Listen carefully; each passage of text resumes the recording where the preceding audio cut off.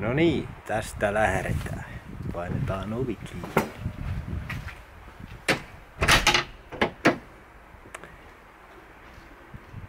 Otin vaimonkin mukaan turvaksi. Hyvä olla alkumatkasta, että lähtee ukko oikeaan suuntaan, ettei vaikka heilahda tuohon paikalliseen pubiin pariksi päiväksi. No niin, katsotaan.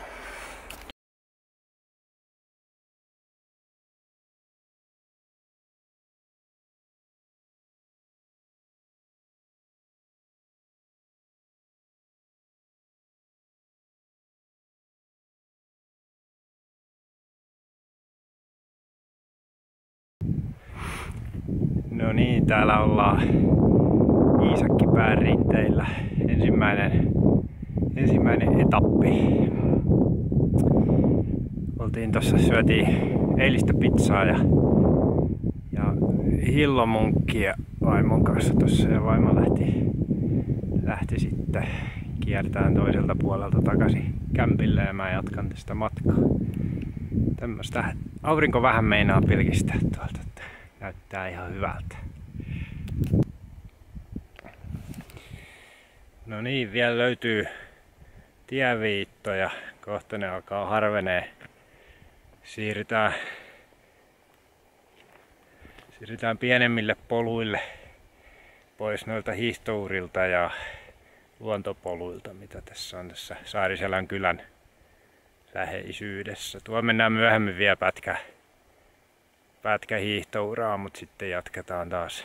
Mä veikkaan, että siellä ei ole enää sitten viittoja siellä pätkällä sitten, kun sinne asti päästään. No niin, seikkailu jatkuu.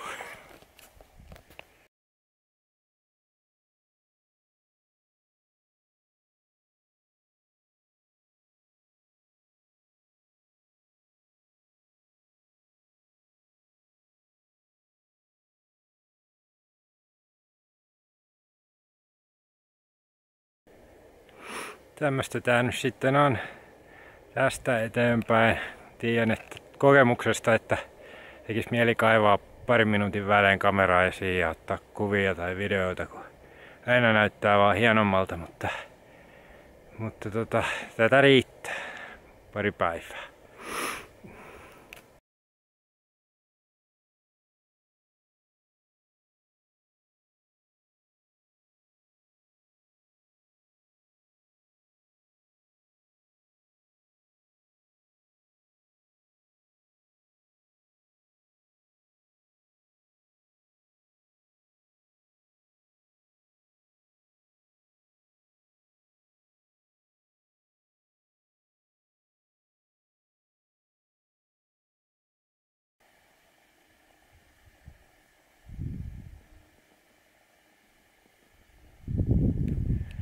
Hauskaa.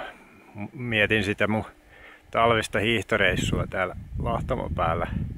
Oli semmoinen vähän melkein liian hurja keli, ei ihan, mutta pidin teetaukoa, niin on melko varma, että se oli tässä paikassa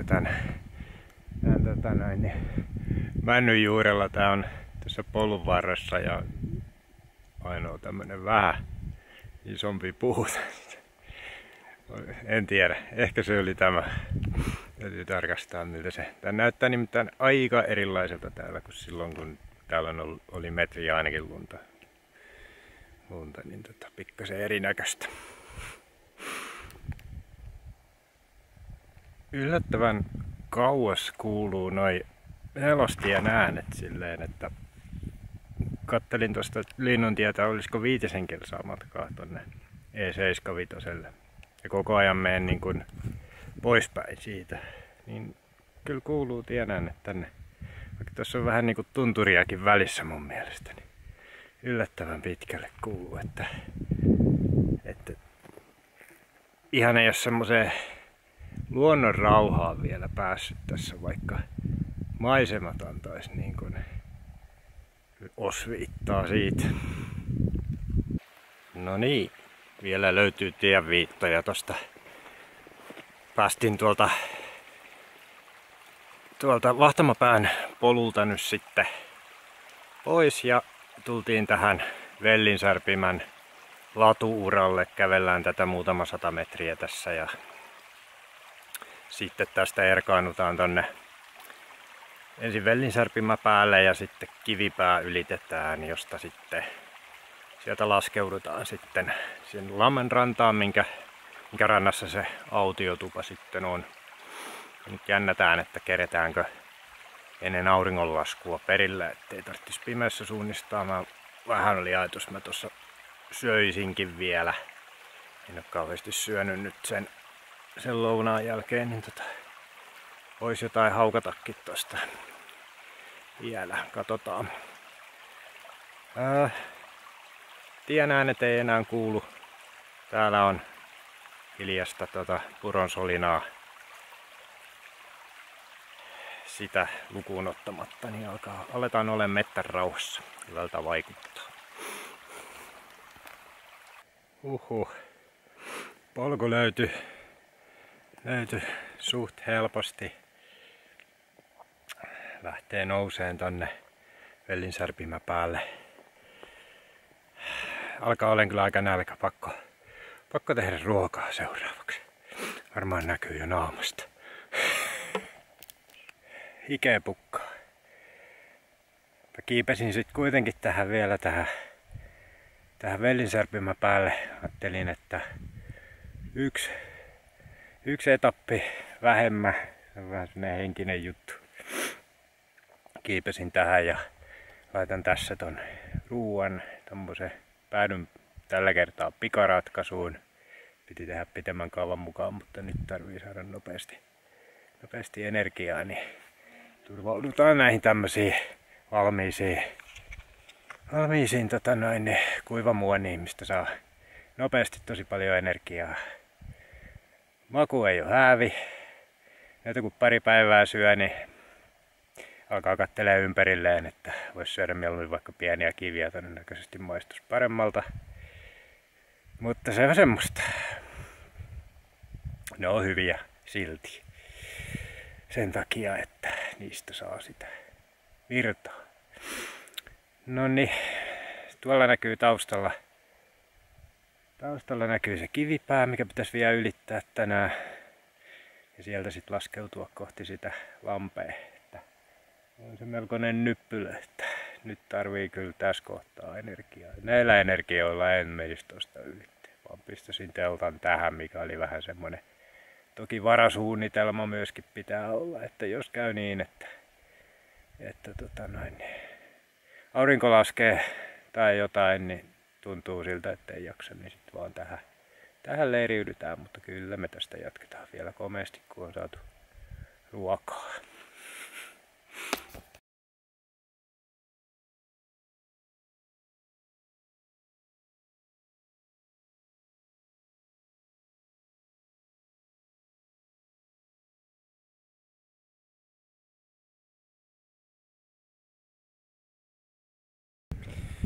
No niin, nyt ollaan kiivetty tänne Kivipäälle.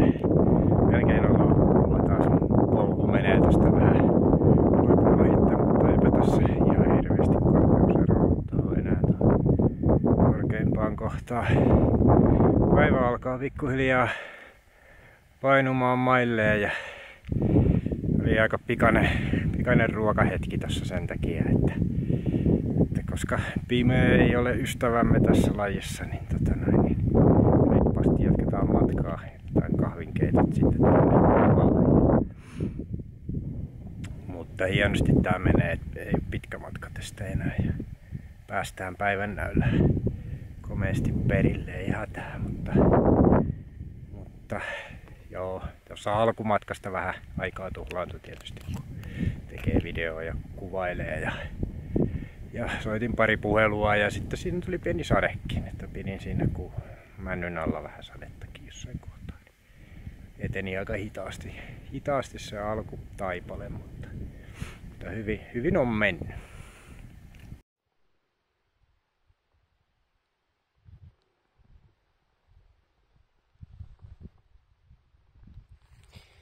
Mä en tiedä näkyykö, mutta tässä on täällä kivipäällä niin noi polkumerkit on kaikki järjestään aika lailla niin kuin nurin tai lahonnut, että niitä ei ole viime aikoina pidetty yllä sillä tavalla. tää ei ole tosiaan ei ole mikään A-luokan reitti täällä, niin ei ole ihan ykkösprioriteettina selkeästi niin kuin huollon kannalta, merkintöjen kannalta. Täällä tunturin lailla muutenkin tuppaa toi polku aina välillä häviää, että sitä joutuu aina välillä hakemaan, että missä se nyt meneekään. Johtuu tuosta maastosta, että se ei jää tuohon sillä tavalla näkyviin joka paikkaan. Että se on vaan pätkittäin näkyvissä, vaikka siitä kuljettaisikin jonkin verran. Sitä joutuu aina hakemaan. Kyllähän täällä pystyy kulkemaan ihan missä vaan tämmöisessä avotunturissa, mutta toki mieluummin kulkee polkua pitkin, niin kulkee selkeämmin kohti päämäärää eikä harhaile siksakkia niin kauheasti. Kyllä täällä silti suunnistaminen onnistuu. No niin, huomenta. Täällä ollaan Kivipään autiotuvalla. En tehnyt eilen illalla enää filmiä, kun tulin tohon, kun ilta jo hämärsi, niin tulin tohon. Siinä oli 2 naista paisto makkaraa tuossa nuotiolla ja niin istuin siinä ja keitin kahvit ja pistiin siinä. Ei tullut enää sitten kuvailtua, mutta täällä ollaan. Päästiin, just sain teltan pystytettyä silleen, että vielä näki ilman ottalampua laittaa ja yö on nukuttu hyvin ja 2 aamiaista on syöty. Tärkeintä syödä aina 2 aamiaista, se on mun juttu. Jälkimmäisellä kävin tuolla tuvassa keittäviä kananmunia, niin sen takia että täytyy syödä toinen aamiainen. Tupa näkyy tossa ja siellä on pari muuta telttaa tuolla takana. Hieno paikka kaiken kaikkiaan. Tää on tosiaan tämmöisen lammen rannalla. Olikohan tää nimeltään joku Lassinlampi tai semmoinen, mä en edes muista mikä tän nimi oli. Mutta tämmönen ihan hyvän kokoinen lampi ja tästä saa hyvää puhdasta vettä ruokatarpeisiin ja muihin. Haluan myös että naisten mukana koira, porokoira, erittäin ystävällinen tapaus. Katsotaan saanko sen Vilmille kanssa jossain kohtaa, jos hän suostuu näyttelee. Nyt sitten täytyisi päättää, että mitä mä tänään teen. Se onkin sitten. Teenkö mitä? Katsotaan mitä tapahtuu. No niin, kello tulee 11:30 ja mä jätin teltan ja nukkumatarvikkeet tohon omalle paikalleen ja lähden vähän seikkailemaan päiväksi tähän lähiseuduille. Ja mulla ei ole mitään päiväreppua tullut mukaan, niin mä pakkasin tonne mun rinkkaan sitten tarvittavia tavaroita. Oikeastaan vaan nukkumatarvikkeet. Teltta ja muut jäi tohon ja niin lähdetään tästä seikkailemaan. Aurinko paistaa, komea keli. Pieni tuulenvire puhaltaa tossa. Naiset lähti mun edeltä, ne tekee ehkä vähän erilaisen lenkin tossa. Ja sitten toinen nainen kertoi, että hän on tässä yhtenä vappuna ihan viime vuosina niin nähnyt karhun tuossa ihan 200 metrin päässä tästä tuvasta. Koira meinannut vähän ottaa yhteen karhun kanssa.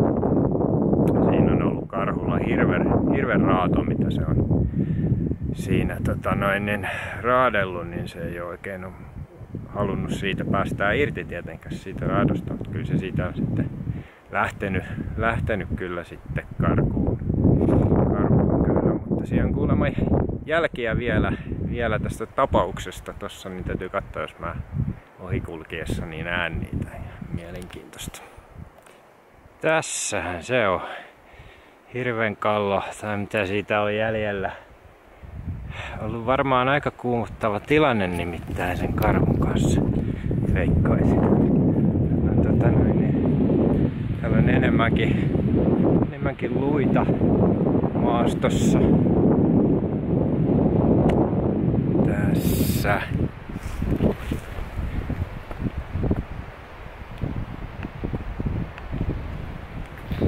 Ja tuolla vielä polun vieressä pari lisää.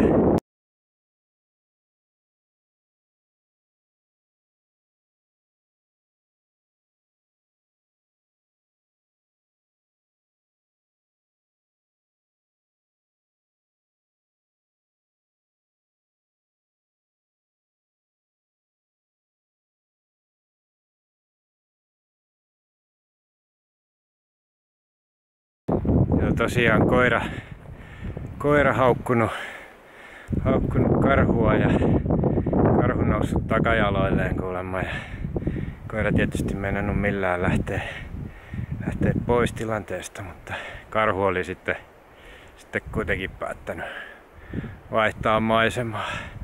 Aika hurjaa meininkiä. No niin, päätavoite on saavutettu, eli Paskatunturi on huiputettu. Siellä tuuli aika lujaa siellä huipulla, vaikka se nyt kauhean korkea on, mutta ei varmaan olisi kuulunut paljon puheesta mitään, niin en kuvannut siellä, mutta tulin tämmöiseen kuruun ja ajattelin tässä valmistella vähän ruokaa ja syödä sen ehkä tuolla sitten alempana. Lähdetään tästä sitten seikkailemaan eteenpäin. Täällä sitä vaan harhaillaan. Maastokarttasovellus. Ihan ehdoton juttu.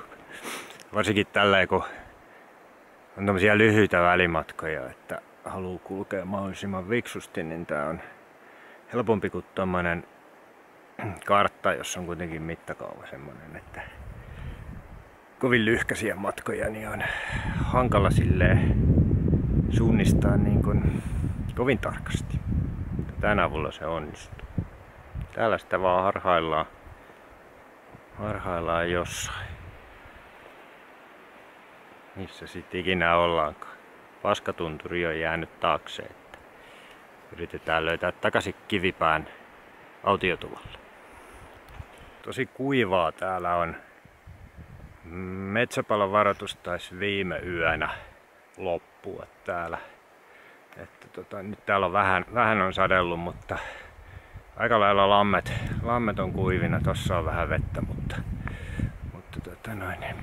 paljon kuivia plänttejä. Josta piti vielä kartoista sanoa, että siis paperikartta on ihan ehdoton pakko. Ihan sen takia, että se on ainoa, josta pystyy ymmärtämään mittasuhteita. Kuinka kaukana asiat oikeasti on toisistaan. Tuolla puhelimella ei tee siinä hommassa mun mielestä yhtään mitään. Että pitempien matkojen suunnistamiseen ja suunnitteluun, niin paperikartta ja kompassi, niin sitä parempaa keksintöä ei ole vielä tehty. Mutta näihin lyhyihin etappeihin, niin maastokarttasovellus on ihan huippu.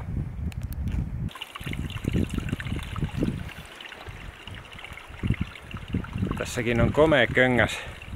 Köngäs tulee varmaan lujaa vettä tuolta keväisin. On varmaan aikamoinen kohina tässä kohtaa. Nyt ei ole kuin pieni solina tuolta tulee, mutta aikamoinen köngäs.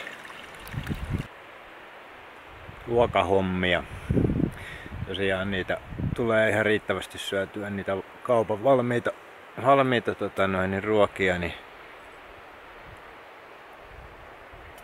tämän kauden uutuutena niin hommasin itselleni vihdosta viimein kuivuria ja kuivannut vähän broilerijauhelihaa ja hernemaisipaprikaa ja sitten pikariisin kanssa ja toinen annos sitten tulee vielä nuudelin kanssa. Yksinkertaista, mutta huomattavasti mukavamman makusta kuin noi kaupan valmiit ruuat.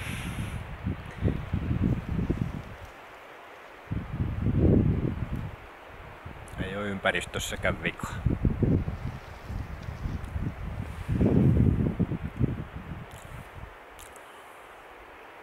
Hyvä kelpaa.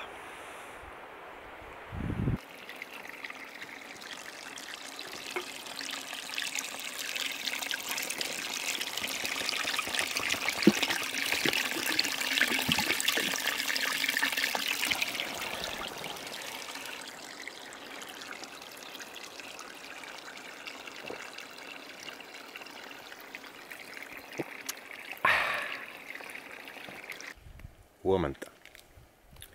Aamiaista, aamukahvia, leipää, puuroa, tomaattia ja mitä kaikkea tossa oli. Kananmuna ja tiskivesi täytyy käydä tuolla tuvassa keittämässä. Ei viitti käyttää omaa kaasua tuosta kaasukeittimestä semmoseen, mutta kaikki muu hoituu tässä teltalla. Mä tykkään syödä aamiaisen tässä aina. On mukava katsella järvelle tonne noin.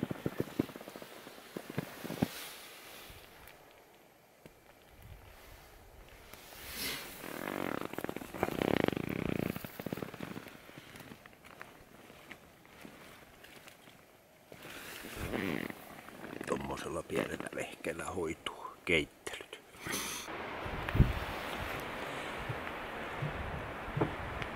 No niin, kaikkien videoiden alkuun pitää sanoa no niin.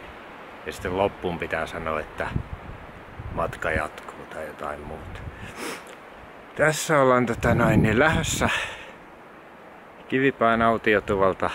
Ekaa kertaa laitoin reissulla oikein takin päälle. Nyt tuulee aika lujaa. Komea keli, aurinko paistaa, mutta aika navakka tuuli ja nousin takaisin tonne tunturiin niin siellä varmaan tuulee tosi lujaa, veikkaisin. Katsotaan pysyykö ukko pystyssä. Täältä on kaikki jo muut lähtenyt, ketä täällä oli, ja mä lähden tästä viimeisenä sitten liikenteeseen ja takaisin kohti Saariselkää. Hyvin on mennyt kaikki.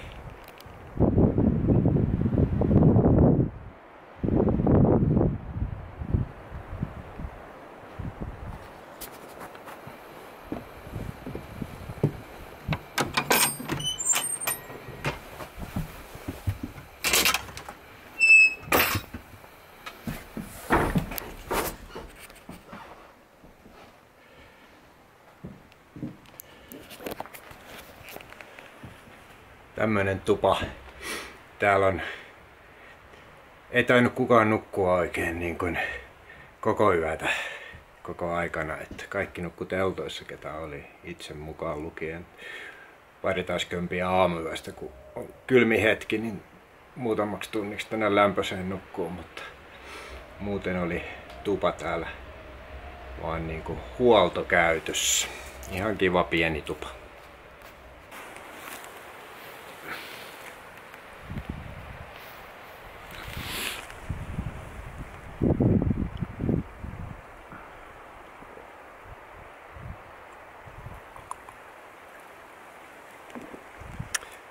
Aika hyvää. Vilmaaminen vähentyy, kun retki lähenee loppua. Enää malta kuvailla, alkaa olemaan jo vähän saunan ja ehkä saunaoluenkin kuvat silmissä, mutta ei se mitään. Viime yönä oli muuten komeet revontulet tuolla Kivipäällä. Saas nähdä onnistuuko muutama valokuva toivottavasti jollain tavalla. Täällä käsittämättömän luonnon keskellä kaikenlaisia vaaroja, niin kuin tuossa oli aikaisemmin puhetta, että karhuja on nähty ja vaikka mitä että niin täällä kun kulkee, niin saa kyllä kaikenlaiseen varautua. Hetkinen.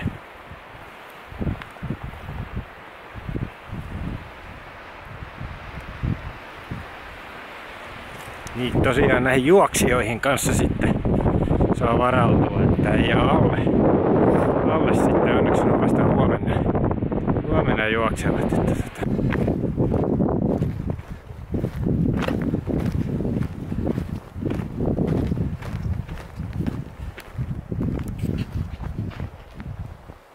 Nyt ei pääse kyllä Jukka-poika eksyyn. Nyt näyttää siltä, että on aika hyvin merkattu reitti. Lippua on niin pirusti. Viimeistä ruokataukoa viedään täällä Vahtamapään rinteellä. Ollaan löyty tämmönen suojasa katajapuska tästä. Täällä jo puhaltelee, kun ollaan täällä aika ylhäällä. Niin löytyi tämmönen suojasa paikka.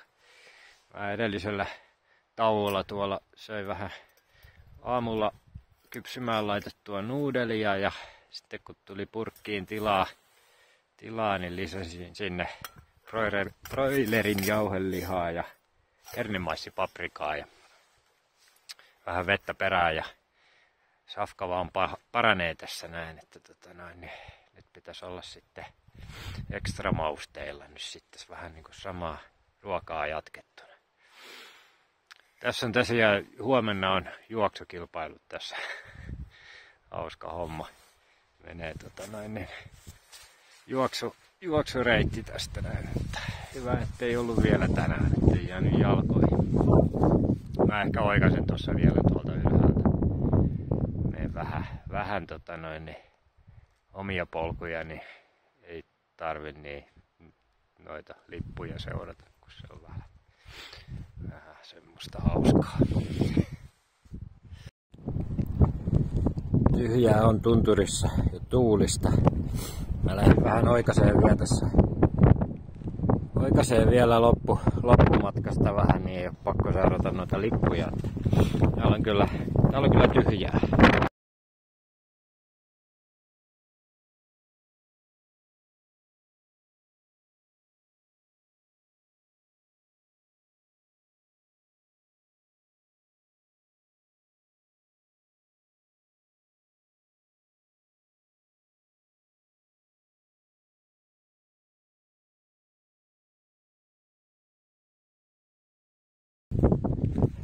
Tuolla jo Iisakkipää ja Kaunispää näkyy, että lähellä ollaan. Ihmisääniä kuuluu ja mä tulin tuosta pääsiäiskurun poikki.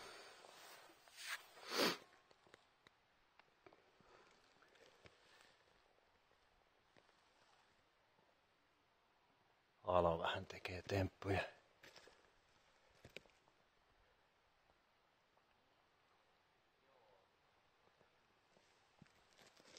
Aika jyrkkää oli, mutta kyllä siitä varovasti kun tuli sivuttaissuunnassa, niin pääsi alas hyvin. Nyt vielä kiivetään Iisakkipäälle ja sitten sieltä alas ja sitten ollaankin Saarisella.